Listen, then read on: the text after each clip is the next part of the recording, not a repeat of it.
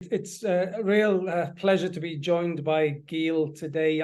I first met Gil, I think must have been about 10 years ago in New York when I was filming Gil for a project called Disposable Life. And as always, Gil, when I met him, was completely humble and unassuming in terms of what he would bring to the conversation. And as always, he blew my mind with the things that he engaged with. And when we started this project, myself and Chantal, about this question around disappearance, and I was looking at Chantal's art actually, and the dominance in the palette of reds and blacks, I was instantly drawn back to Gil's book on blood. And for those of you who don't know Gil's book on blood, I would strongly recommend you taking a look at that. So it's a great pleasure and honor, as always, Gil, to be in your company today. So thank you. Thank you. It's a great pleasure to be here, to be in conversation with both of you, and to actually be continuing what is absolutely an ongoing conversation that we've been having for now a number of years. I already feel like saying that one of the things that is interestingly, or not so interestingly, missing in blood is, of course, the question of violence, which I actually decided to leave aside at least until the very last pages. But obviously, it's hard to speak about blood and ignore violence. Mm-hmm. Yeah, absolutely. Well, let's, maybe we can come back to the aesthetics of blood a bit later. But I'd like to begin, obviously, because we're talking around this question of disappearance, and I think it was fair to say when we put together the book, your contribution was perhaps the most poetic of all the contributions, and we can come on to the reasons for that a bit later. But I'd like to begin by, a simple question, but perhaps the most complicated question about, if we say disappearance, what comes to mind for you? How do you think about it as a concept, but also a very real problem? Right. Well, I think the first word, like to be very brief, the first word that comes to mind when I hear the word disappearance is inevitable. Meaning that it is very, very difficult to think of anything that isn't fated. I don't want to say doomed, but fated to disappear, including, as we know, the universe. So that's the first thing that comes to mind, which I don't know if it dramatizes or under dramatizes or de-dramatizes what we mean by disappearance, which obviously in so many, I don't want to use the word instances, but in so many, in fact, overwhelming floods is beyond painful, right? It is beyond painful. It is one of those things that we can, I think, describe as being worse than death. Because so often, in fact, the disappeared are precisely neither dead nor alive, and their disappearance makes it exceedingly difficult to mourn, right? Not knowing what has happened, not knowing whether what has happened is what we fear, and so without diminishing both the violence, the poignancy, the devastation that is involved in disappearance, other than inevitable and violent, I think that the question of disappearance should make us interrogate what we mean by appearance. Now, it's a perfectly banal point to make, but I think that if there's one thing that has become less and less obvious today, it is, and thanks to those devices that I think by now most of us carry, it doesn't matter in which world and at which level of obscene luxury or obscene misery we live, it does seem that most of us have access to a camera. Some kind of an access to a camera, some interaction with a camera, some interaction with the screen. It is more than what the emergence of the public sphere and the newspaper was. And so the incredible proliferation of cameras and screens and sites of appearance make it so that I think there's a real question as to whether we live in a regime of appearance and of phenomena, or whether we actually live in a world of disappearance, because too much is too much, and we also know that our attention span is diminishing.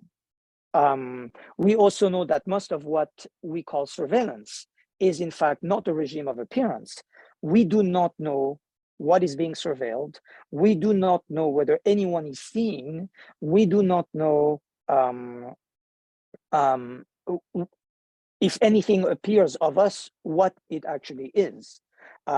We may face terrible consequences or think that we do not, but we our own appearance and disappearance is invisible to us. And so the registers of a sense of visuality, and who among us has not become interested in images, yes, images and videos. I wish the same was true of painting, right? Which involves a completely different temporality, a completely different awareness of patience, a word that I think is disappearing from most languages now, because, well, what could it mean to ask any of us to be patient? Yeah, and so I'm wondering whether by reckoning disappearance, we are not making visible, may not be the right word, but perceptible the disappearance of appearance, the impossibility of appearing, right? The impossibility of witnessing now. What does it mean now for someone to say, I've seen? Who hasn't? Who hasn't seen? And what does it mean now that we have all seen? Yes. What kind of discipline is asked of us? What kind of comportment is asked of us? This is not a matter of appearance or of disappearance. I don't even know where to locate the negativity or the positivity.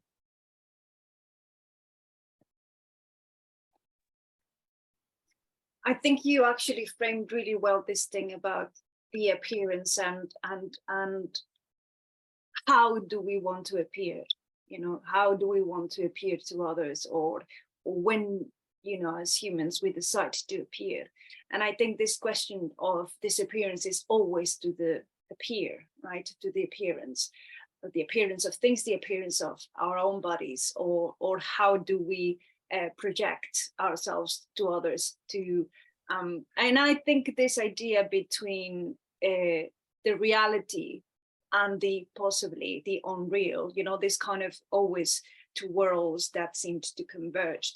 And I like on this piece you wrote on dance, there was something we were you know, you made us think in this piece we created in the castle about half with the dancers. And I want to bring this back because there were some interesting discussions happening through your essay when we were basically, sorry for the people who doesn't know, I just want to say that we created a collaboration. Basically, the starting point was Gil's essay on dance, and I was living in Germany earlier this year, so I thought on doing something with his piece, because I've always wanted to do something with dancers, dance and painting, so it's always been in my mind. I thought that with that piece it was I think something very interesting to explore. So we sat down with the dancers, 3 German.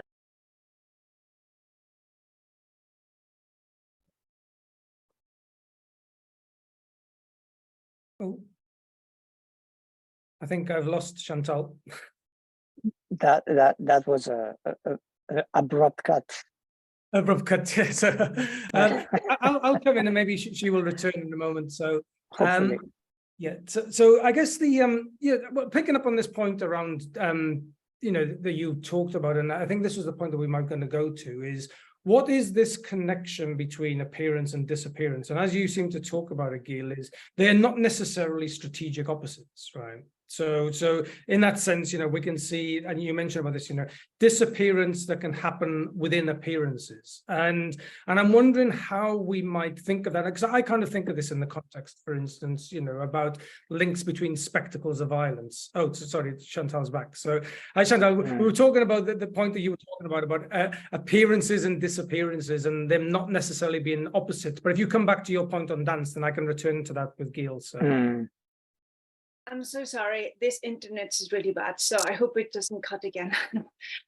So yeah, I was just saying that the work with the dancers, yeah, Catherine, Miriam, and Elizabeth, and one of them said something very interesting, which I also, it reminded me so much things you wrote in the book. This thing about, she said, and this is how this whole idea sparked, right? Because she said, when I dance, I feel like I die and I'm reborn.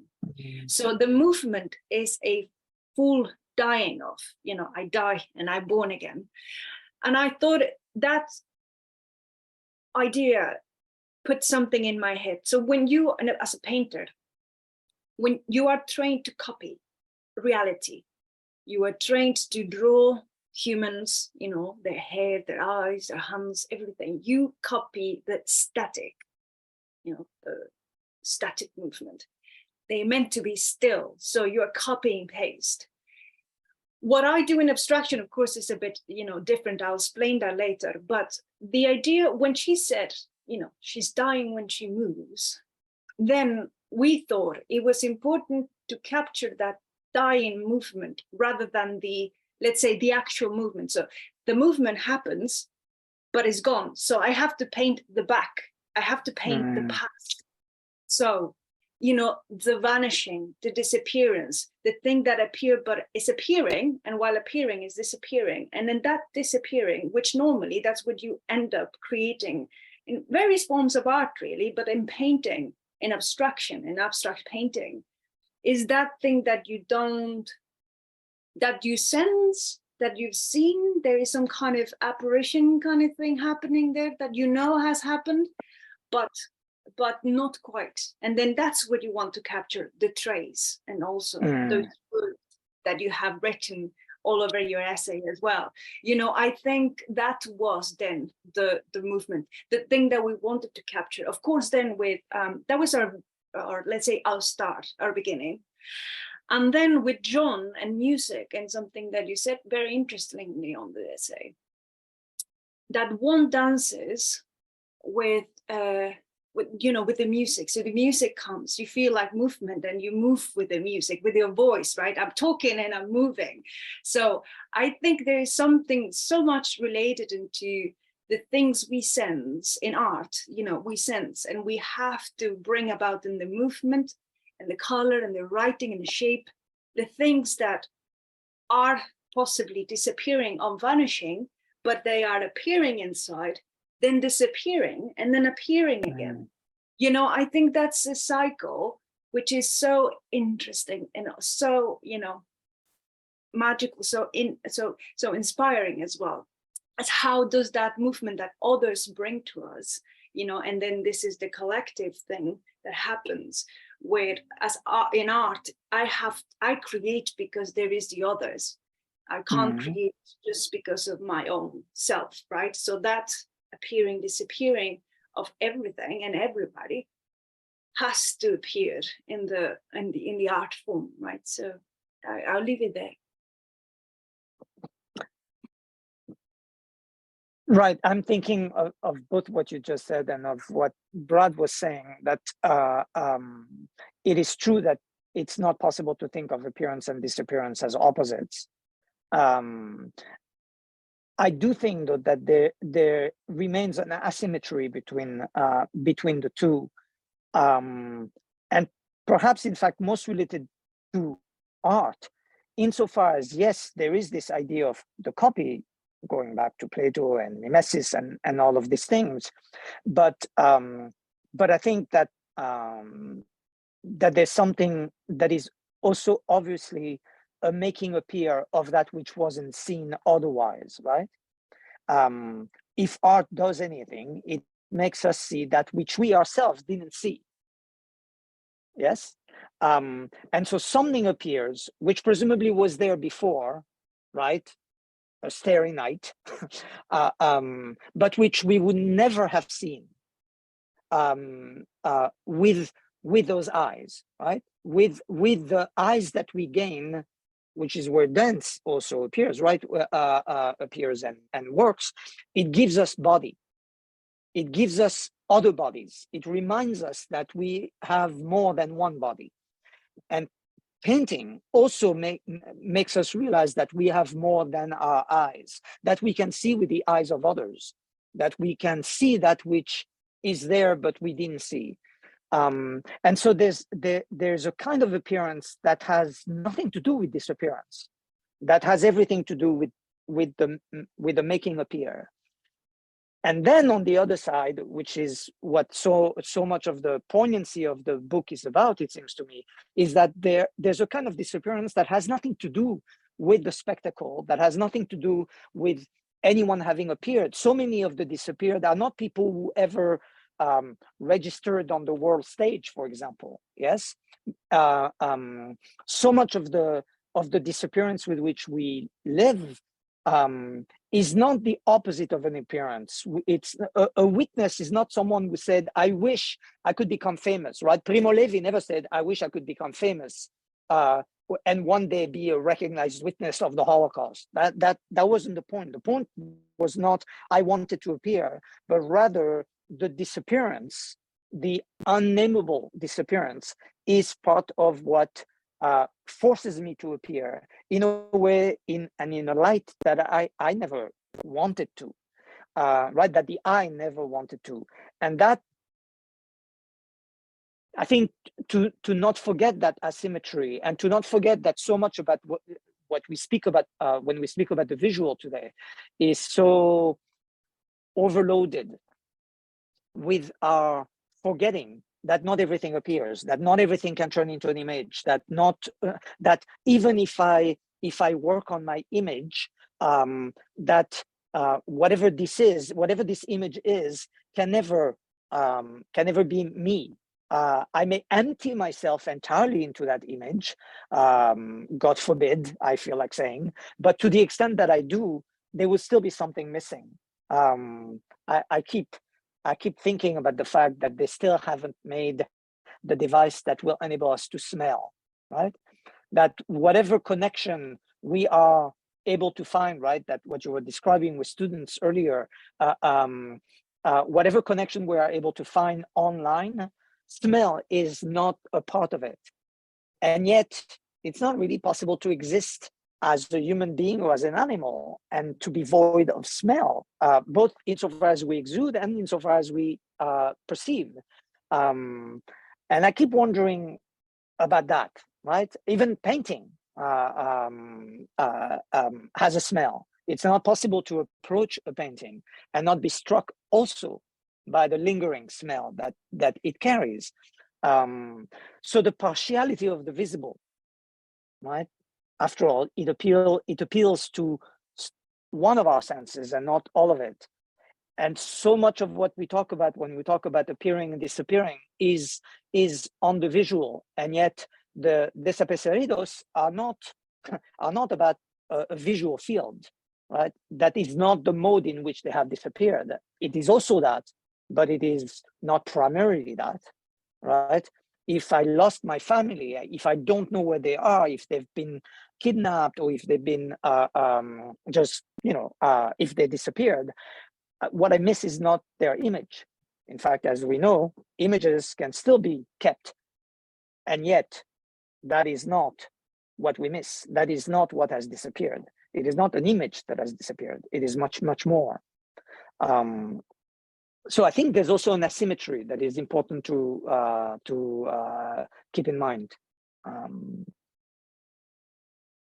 Yeah, but all what you're talking about there, Gil, and I'm just trying to think about how this kind of transforms as well in terms of the logics of power, because we talk about the 20th century and the hallmarks of totalitarian regimes was precisely this capacity to disappear populations, and it became a kind of defining, a motif, as you say, the disappearance of people who were already largely forgotten or the disposable of history. That was kind of a hallmark of 20th century politics, and yet alongside that we have a very particular material reality to power and to sovereignty.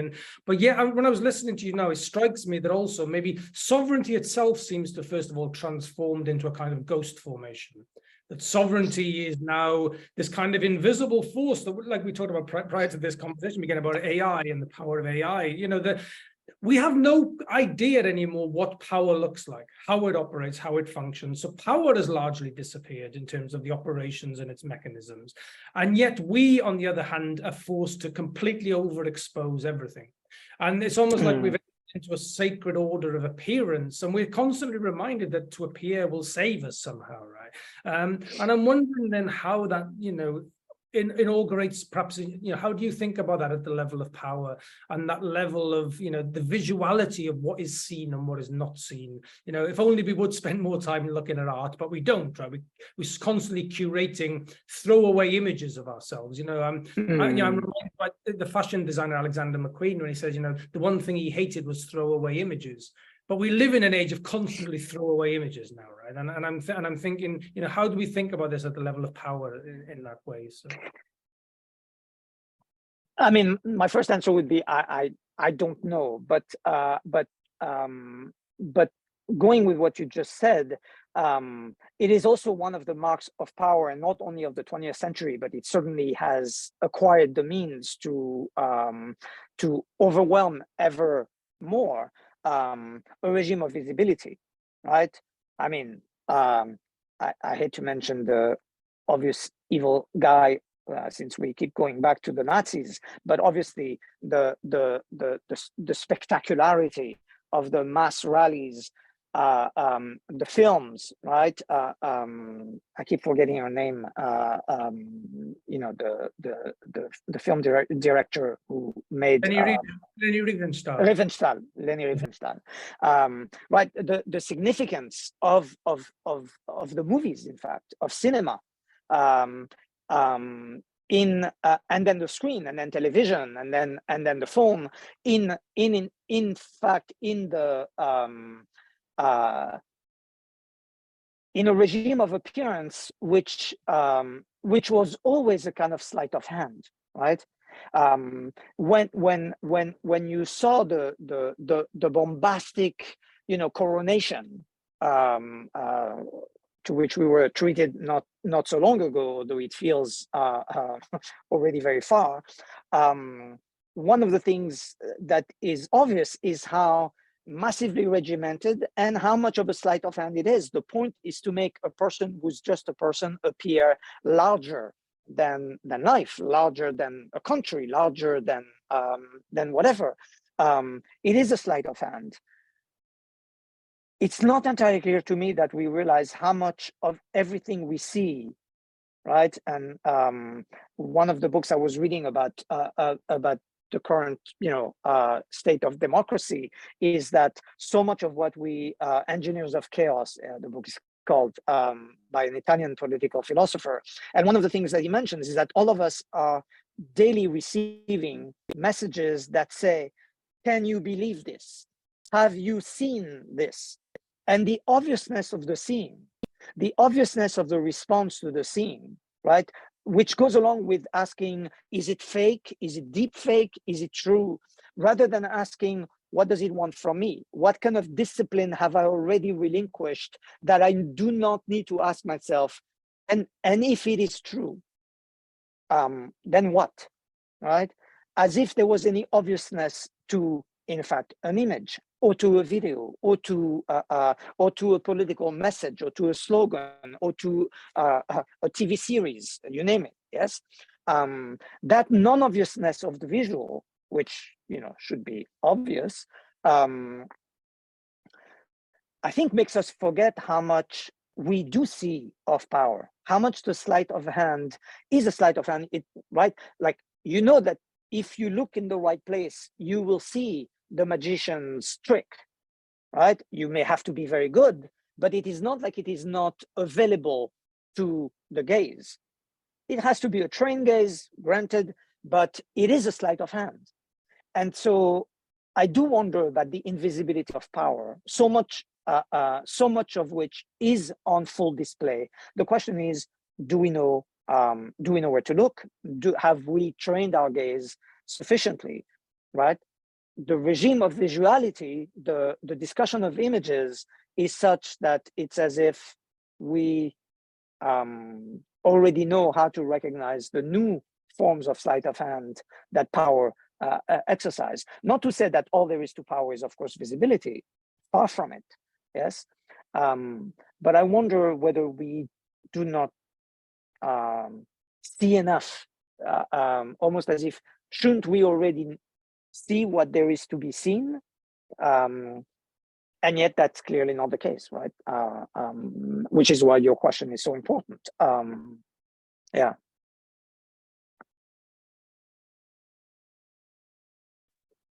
Right, I'll take it there, because I wanted actually to link the two things you said, because first of all, it was the I like this thing, maybe you didn't intend to say that, or maybe you did, and actually, you know, I'm just saying, this is about the failure of the image. And I think that there's something that, as at least as myself as a painter, I'm always feeling, you know, that I'm trying to provide with an image, with something that comes, you know, in this thing I was just talking about, through the invisible movements, the invisible things that you then link later on with the smell, which is very interesting. Because, yes, of course, how things go through the other, right? How do we pass the fear through the other, right? At the tension, the stress, the anxiousness of, you know, of things. And is it through the air? And then this is something very interesting as well, with this idea of the series of the apparitions I created, because loads of people were thinking about this movement. They were telling me about, in these pieces, about the movement that transforms, and that they see, that they sense, and as they see it, observe it, it seems to be changing, you know, as if it's never static. And I think, but it's only through, they say, through the gaze, through the observation of attentive and almost static yourself, the eyes of the image, but you feel how the image floats, right? One single image.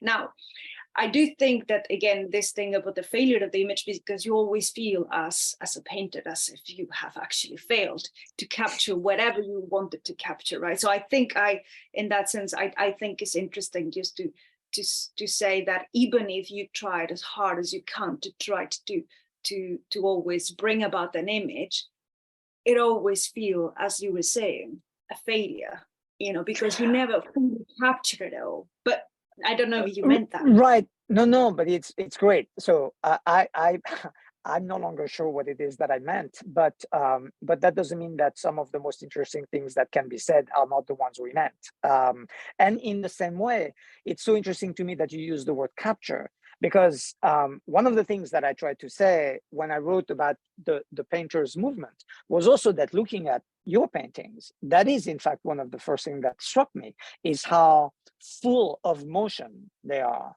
It is not granted at all to me that, because I know that these are paintings and painting is not film, that they are therefore static. They are very much dynamic, very moving, very they have an ephemerality to them too, meaning that all of the lines are not visible all the time. And it is not just the temporality of my gaze. I'm fine with reader response theory, whatever, or the power of the audience. People tend to forget that the death of the author, may we remember this forever, was also the death of the reader. But there's something about the work that that is not always, but your work seems to me to be always dynamic, always in motion, and always appearing and disappearing, and creating and giving this sense that there is more to what the eye can see. Mm-hmm. Exactly. And I think that precisely this thing of the how do we, I think you said it, how do we see, right? How do we see? And this is a question very much as well as this painting. Do we see only through of course, this idea, do we see only through the eyes, or is it through the eyes that the image has to make us move and sense and feel other things, seeing or perceiving that, like you say, with the smell, okay, if we imagine the sense of a smell going, but if we also imagine the sense of, how do you say this in English? Tactile, like touch, the hands, touch. the touch. Yeah. The touch, our sense of movement, and this is later on as well in your essay. I mean, it's a really good essay. In the essay, how do you move? The next time when you're static and then you decide to move, where do you move to? To which direction you decide to move, because of the senses. You are in a way, we this might be wrong, I'm not sure, but another way of seeing is through the senses as well, when dancing, when moving, listening.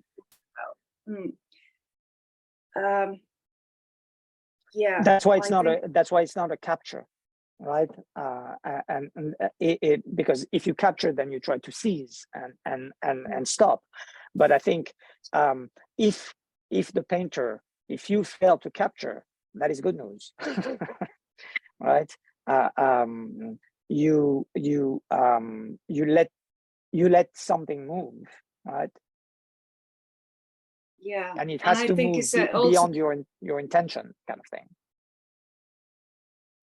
Exactly. It has to move itself, it has to be freely, it has to then move to the other. It's up to the other then to just take it and then change it and move it. And precisely this thing about the dancing through the collective, right? So how do you move? How does this, you were talking about this magnificent visual things, representation, rituals and things, and how do we actually see that movement, flowing and also impacting others through that sharing, and then the knowledge of the movement. Another thing actually I wanted to ask, because this came with this idea of the dancers as well, when they were saying I'm trying it not to go because it's going, when you said about the it went. You see. It's movement. It's okay. It left me. When you're speaking, it does remind me of that quote by Paul Klee when he says, "One eye sees, the other feels." Right, and I think that is something quite magical about that. But I think that kind of sense of the movement of what appears and what disappears. But I'm just kind of mindful that we're already kind of going over, and it's nearly 40 minutes, and we could have talked, I think, for another probably hour or so. I think we should maybe open it up to the questions and give the audience the chance to, I think there's 5 questions actually in the Q&A, which is great. So so maybe I'll pass back over to Urja, and then we can ask some questions, and then there'll be a chance to respond back to this, so people feel like they have this as well. So yeah, thank you so much. That discussion has been really interesting, and we've had a few questions coming in. So I'll start off with a question from Isha, who asks, could you say more about images and appearance in the context of recent global conflicts, such as the Russia-Ukraine war and the Israel-Palestine conflict? Am I supposed to take the question?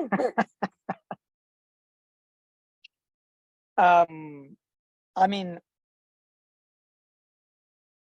I do think that that as we keep asking about the reality of images, we forget that an image is never real, an image is always part of reality. It's always a part of reality, but it's always a cut from reality. Right? If I cut off my hand, you can ask, is it real? But one thing will be clear is that it is no longer my hand, right? I can no longer use it. It's no longer attached to my body. So it's a real hand, and it was my hand, but obviously something is massively wrong with it. It is amazing to me how much a real image is, after all, still a framed image, and a frame misses everything. It misses everything, and not to remember that is to get mired in the wrong conversation. An image has to be fictitious, otherwise it wouldn't be an image. It is taken out of context, right? Understatement of the year. It is taken out of the context, and it falsifies its context because it makes us think that it is right here. An image of the war. No, it is not an image of the war. Just as witnesses always knew that what they saw was not the event.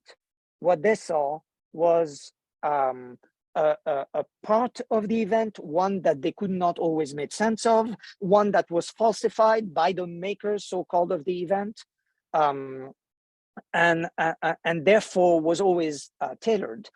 All the debates about images, about the truth of images, about the falsity of images, makes us forget that if we remember that it is always frame, we are always under question. We are always asked a question about when we see an image. And the question is, what do you see? What do you not see? What is it that you are expected to see? And these are hard questions. It's as hard to read an image as it is to read a text, as it is to watch a painting, to watch a dance, to watch a theater play. It should be demanding, but we are so out of time, right? We are so out of time. And we feel out of time, because if we see an image of war, presumably we are immediately asked to respond and act, which is beyond ludicrous, because I mean, with all due respect to all the activists in the world, I don't know that that the state of action today is such that any of us can stop a war, stop a genocide, stop a robbery, for God's sake, or for that matter, feed the homeless. Yes, some of us sometimes do some of that, but it obviously requires more effort. So to have an image, a ton of image, and then say, but don't you see what is happening? We must do something, is not to remember that there are many things that we should be doing around the corner, around our street corner, that we do not do. And the difficulty of that should make whatever we want to do exponentially harder and exponentially more troubling. This is not a call for inaction, I hope I'm being clear, yes, but rather a call for patience, and a call for a thinking that actually goes beyond the viscerality of the emotions that are activated by images, that are activating emotions that are always there. I mean, who has not been devastated by an image of war? Can I'd come into that, you know, one of the things which strikes me, Gil, when you're talking about is, you know, and as you were speaking, I was reminded also of Judith Butler's work on the frames of war, and I think she, you know, deals with this very well in terms of that framing.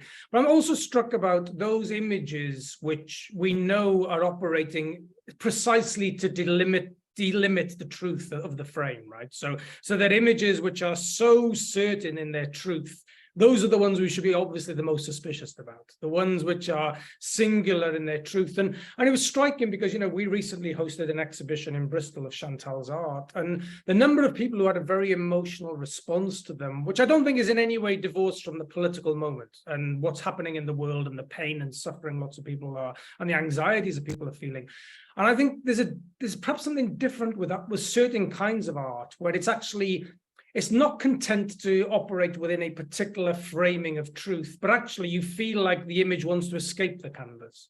There's almost like an attempt to explode out of this. And I think that there's a difference then in those images which try to consciously police the border of the frame, as opposed to those which we can see there's almost like something within the image that's trying to escape, because they know the truth is greater than that image in some way or another.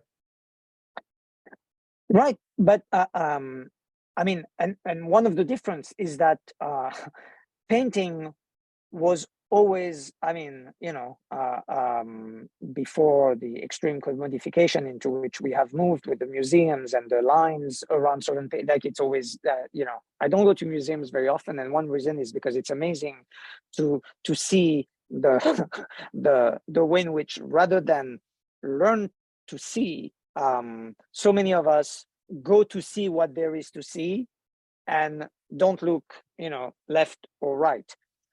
So we're no longer teaching ourselves how to see. We are just going to see what there is to see. In other words, the confirmation of what we are already expecting.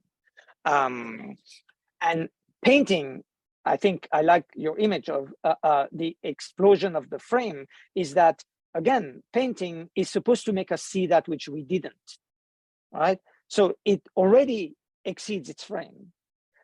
But by now, we are so bombarded with images that are supposed to be enough that we forget, for example, that words matter too, and that it's not really possible to see an image without any caption, right? Without any caption. And then, but there's barely any discussion of a caption.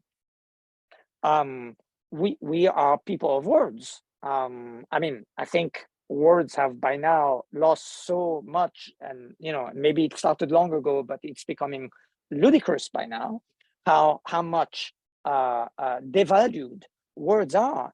And all of the debates are about images, right? We can listen to the president of the United States say the most racist things, and then we ask, is he a racist?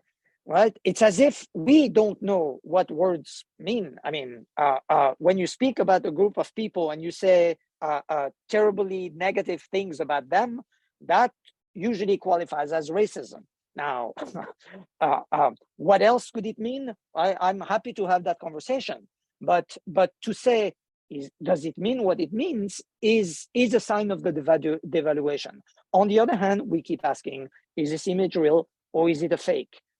Does it show what it says it shows? Well, let's talk about what it says, and let's talk about what we say when we talk about them, and that should be part of the conversation. But the conversation about images is so unaware of its own linguisticity and rhetoricity that it's really terrifying, because we do have words, but the linguistic turn apparently is over, and so, you know, we moved on.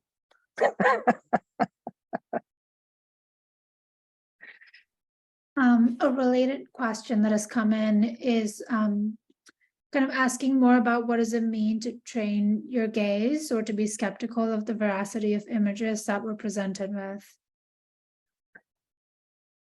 I mean, I do think that all of us are skeptical enough. I mean, obviously, we're more skeptical of the other guys, right? Of the other people. Like, no, these are the images of the other side, and we don't want to. We can be entirely skeptical of those. Our images are true. I love that.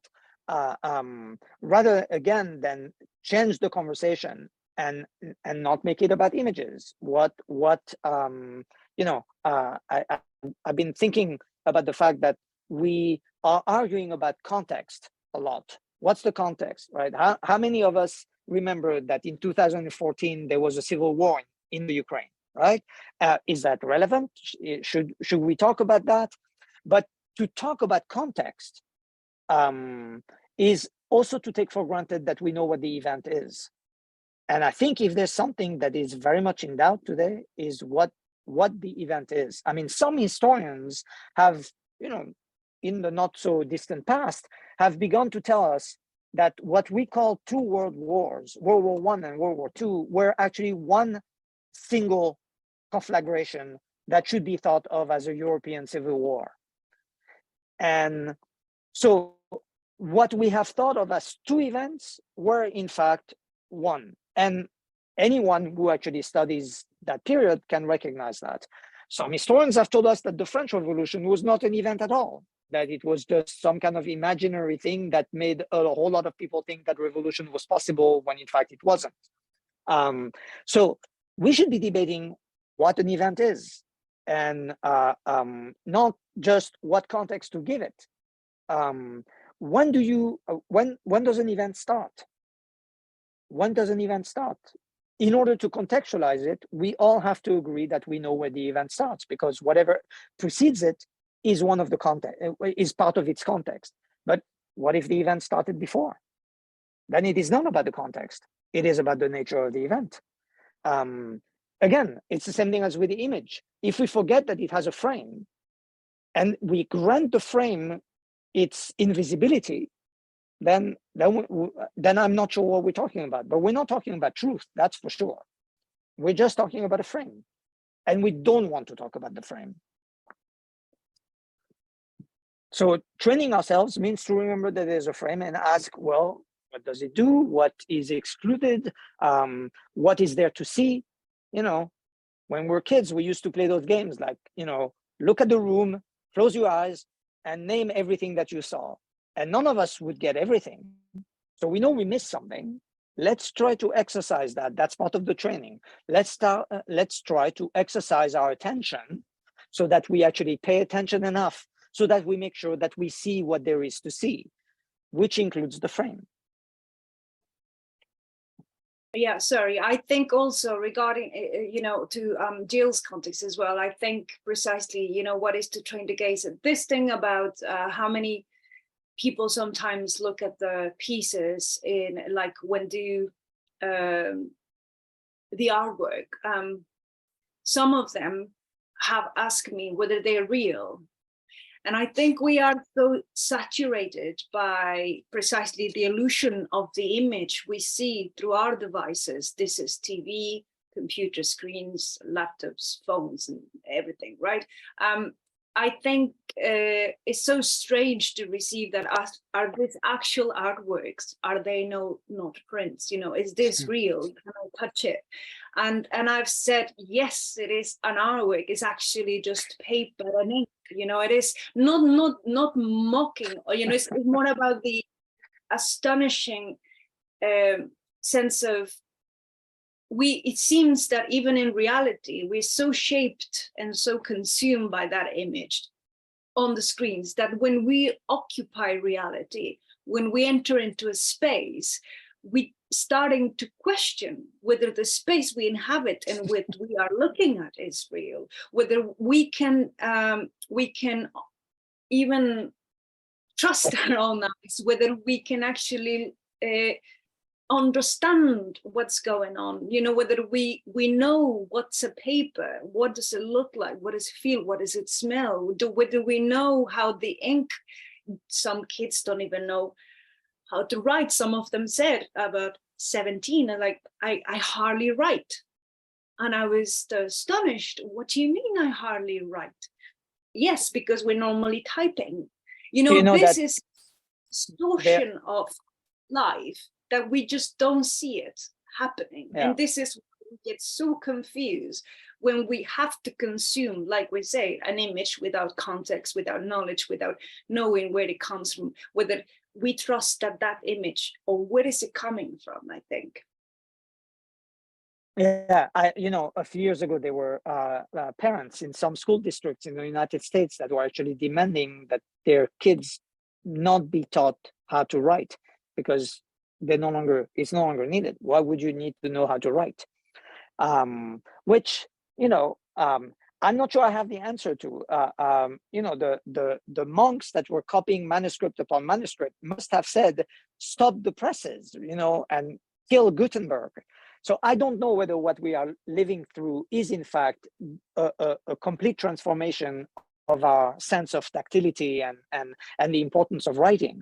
It might be a catastrophe, but then some people would say that the move from oral culture to literate culture was a catastrophe. Plato famously said so. So, and I don't know that he was wrong, whatever that means. Yes, meaning that some worlds come to an end, but we still need to be able, like, I don't want to argue that we need to contextualize image. I think that if all we have are images that come at us out of context, we still need to be able to patiently see and ask ourselves again, what is this world that I have entered? What is asked of me? What am I supposed to feel? What am I supposed to think?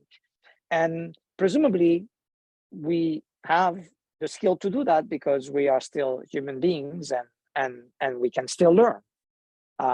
Not entirely obvious, but we should try to remember that, I think.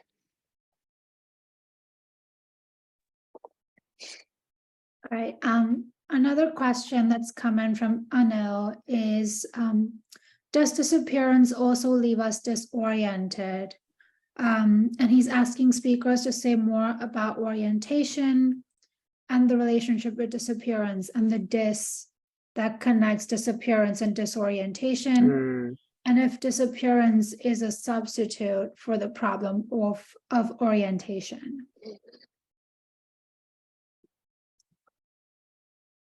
I mean, this hard question. I think disorientation is by now a mode of life. Again, now that we have devices that locate us and tell us how to go, where to go, it is clear that without them, all of us would be lost. I mean, many of us, I think, would not even find our way home. But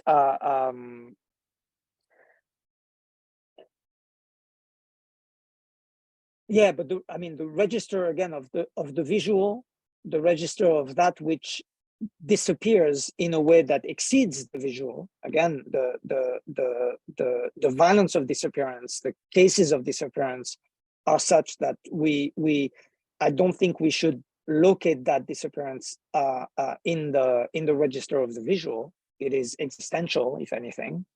And part of it is also that so much that disappears is right, like insects, is not something that we see, right? All the species that are now extinct are not species that we necessarily saw.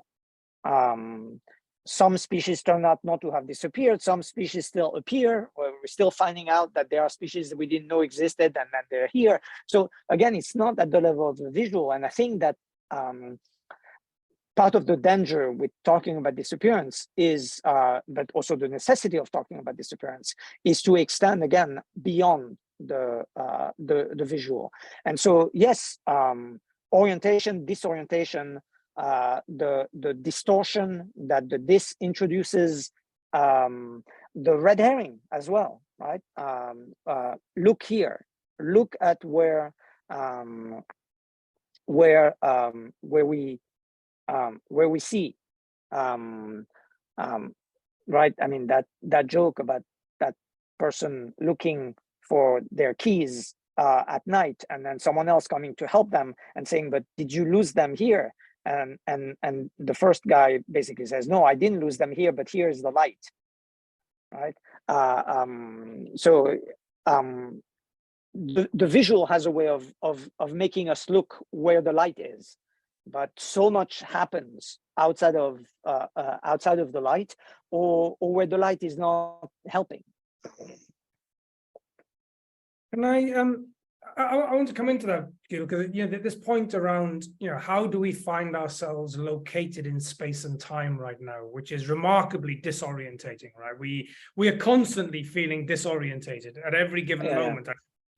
Where do we, and again, it's like, it should be a contradiction, but it's not, because we've never been so mapped in our existences, never been more locatable, but yet we feel ourselves utterly disorientated. But I put a link in the chat to our Histories of Violence project, because I do want to draw perhaps connection to some of Chantal's artwork there, which people can take a look at that. I would, because one of the things in terms of the witnessing of that Chantal did in terms of the problem of disappearance. There's a constant return, and I don't think it's a coincidence, to vortexes and to ideas of the void and vortexes and this constant swirlingness. And I think that's the one thing which you see when families are looking for disappeared people, or for, you know, just for all of us to feel, even when we're disappearing into technology, it is a constant disorientation. You don't know where to look. You don't know where to find yourself. You don't know where you're going. And I think because what it does, if we think about disappearance, it commits violence to time. And it's a violence to time where we have no sense of our bearings in the world. So I don't know if you wanted to add into that.